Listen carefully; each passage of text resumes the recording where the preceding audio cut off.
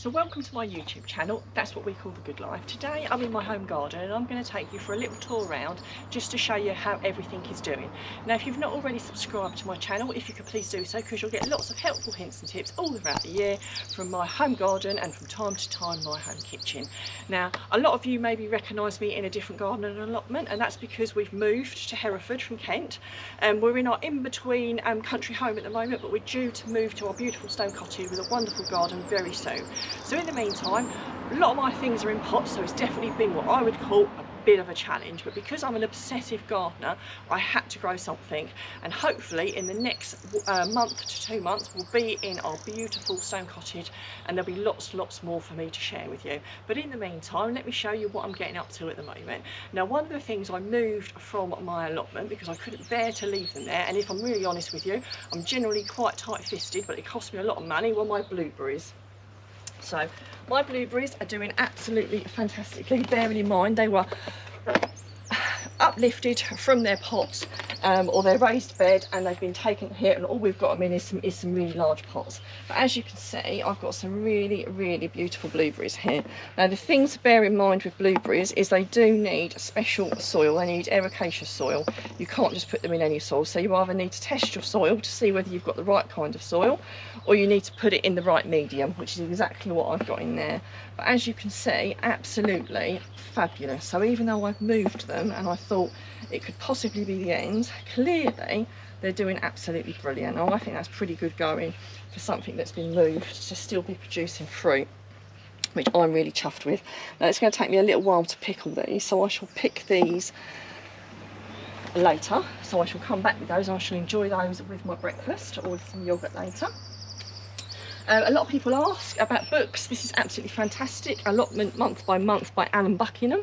If you're interested in getting one of these books, I use it as my complete Bible. I wouldn't be without it. I will put a link up on the screen and one in the description.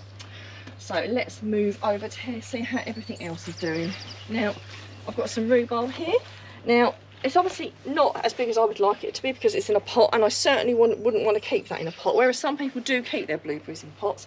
I definitely want to be getting this into the ground. That being said, I've had some decent stems off this. I've just got to keep it well watered, and that's the one thing you've got to bear in mind. If you've got things in pots compared to things in the ground, they will need to be watered more, and do make sure you've got good drainage, because if you haven't got good drainage, it could make the roots rot.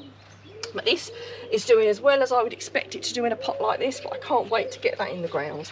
Something I started off from seed before I left from Kent with some herbs. So I've got some thyme here, those are cuttings of sage, rosemary, and ignoring the nettles, there should be some catmint there as well.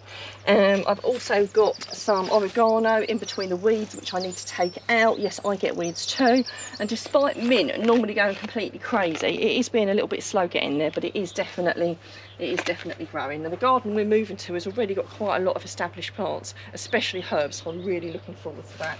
I've got my little raised bed over here, which I have had a mixture of things in, spinach and spring onions, but at the moment the rocket has taken over, and if I'm really honest, it's quite a good addition to lots of different dishes, so I'm just enjoying the rocket. I've just got to keep the weeds out and take it off when it goes to seed, so it keeps coming, but it is doing really well, and I'm certainly eating lots of rocket at the moment, so I can't complain too much. I always go for the wild rocket because it self-sows, and you generally, once you've got it, you can't get rid of it, so that's a really good thing to have. I just want to do a shout out to Slamor for providing me with this lovely tool bag. A little bit more glamorous than what I'm used to be fair, but it is really lovely. You get the bag, you get the trowels, you get spray bottles, you get some gloves, you get some secateurs, you basically get everything that you need. I will put a link up on the screen and one in the description if you'd like to get one for yourself, and I do believe they do them in other things rather than just flowery things. So we have, I have some saffron here. Unfortunately they've died back, but hopefully next year the bulbs are still all right and we might actually get some saffron, but again something that I want to put into the garden as soon as I've moved. As we move over, I've got some kale. I've got a couple of varieties there. Again, in a pot, I've got it covered because that's one of the things that does generally get attacked quite a bit. So I've been eating quite a bit of kale recently. The great thing about kale is you cut it and you pull the leaves off and more keep coming. That's a really good thing to grow, especially if you've got a small garden. And even if you haven't, it's a very nice, tasty and nutritious addition to the garden. I've got these, what I bought from Kent. I've got some Statis here, which are beautiful flowers, really easy to grow. The more you cut, the more you get. I really like things like that. It's the same with the kale, and I generally grow spinach, which I've got some over there that I've started off. I really like things that you cut and they keep coming because it's just easy gardening, and that's what I like. We also went on a course and did some grafting. I've got to say my husband was a little bit better than I was, but we did some grafting. So we've got various apples that we started. We've got Ellison's Orange, we've got Scrumptious, we've got Bramley, which I'm not sure is doing anything, we've got Discovery, we have Hereford Russet, which is rather apt as we are in Hereford, and we've got Irish Peach, which all look like they're doing really, really well. The only one that isn't is the Bramley, but we have already got a cooking apple where we're moving to. So if it doesn't do anything, which I don't think it's going to, we've still got some lovely apple trees to plant when we get there. So let's move swiftly over to the other things that I'm growing. So I'm growing some tomatoes, again in pots because I can't really put them in the ground because we're going to be moving soon. I've got cherry tomato and Roma. Roma is one of my favourites. It's a lovely big cherry, a lovely big plum tomato one, which is absolutely gorgeous, and a whole host of things, especially sauces. I have just done a video on how to look after your tomatoes, and in particular pinching out, and they were looking a little bit of a mess about an hour or so ago, but I've just like tied them all up, pinched out the side shoots, given them the water, given them a little bit of a feed, and I've actually got some tomatoes coming. I think one of the things with tomatoes, everyone thinks they're really easy and you get them really early, and you often don't, to be fair. I mean, I have got tomatoes coming on these here, as you can see, look, and possibly in Kent the earliest I've had them ripen is towards the end of this month, but generally speaking it is more July time before they start ripening because I haven't got a greenhouse here, so I am just relying on the British weather, which we all know can be temperamental. So this is my Bright Lights Chard, or Rainbow Chard, that I've started off. So that's a cut and come again variety of spinach, which I absolutely love, ridiculously versatile. If you've never grown it, I would urge you to give it a go. Very easy to grow, I might add. And I've got my aubergines. And one thing I will add about a lot of this, because I haven't got a greenhouse at the moment, and even if you do, you kind of start a few things off and everything looks like it's not doing anything, and you think it's all failed and it's all stunted, because I was like that. You know, I've moved from my Kentish Garden of England. Everything here's not growing so much because I haven't got a proper garden to put it in at the moment. But as you can see, everything is starting to flourish a bit more. It's all starting to look a lot greener. It's all starting to fill out a lot more. These are my aubergines, which are doing, we've got bloom on them, which is a good start. So I've got some white aubergines there. I can't exactly remember all the different varieties. I put tickets in them, another white one, but I think I should have another variety there, but that one's not got a ticket in it, so it's just whatever variety it turns out to be.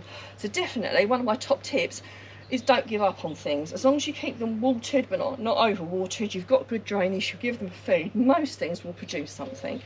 I've got some more herbs here that I've started off myself. I've got basil, I've got sweet summer savoury, I've got some chives, I've got some coriander, which looks like it's just about had it. I've been cutting off that for a little while now, so I'll probably have to start some more of that. That's one thing with coriander, it's not something that's cut and come again. It produces its leaves and then you have to sow some more, which is very different to things like chives, the summer savoury, the basil, the parsley I've got there.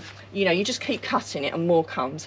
Now all of these were all started from seed, so just from a cheap packet of seed. So it's all very doable and very cheap for everybody, but of course you can buy plants already started off.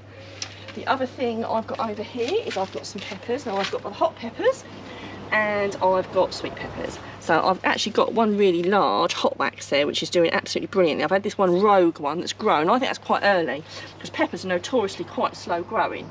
I've also got hot lemon, and I think this is a really fiery one. This one is Bishop's Crown, I think, but if anyone knows what that might be, because I can't read it now, do let me know. And I've also got some sweet peppers. These are all Romana peppers. So my sweet peppers are over here, or hopefully that's the way they are around. All my chili peppers are here. I've got some beautiful nasturtiums here, which are lovely and beautiful, and you can eat the leaves and the blooms as well. So it is a lovely thing, and even the little pods, so after it's bloomed you get like the little pods, you can even do things with that. So there's lots of edible eating there, and beauty as well. And also I have some courgettes here. Now courgettes will be a challenge in pots, but bearing in mind that's my only option. They're not doing too badly at the moment, so we'll see. I can see some little buds coming on them, and they can grow in pots, but because they need a lot of water, I've just got to be really mindful. In fact, I think I've got my first little courgette just coming there, as you can see. So I'm going to have to keep that well watered, because without plenty of water, that's not going to create any courgettes. Now, I do hope you've enjoyed my little tour of my home garden.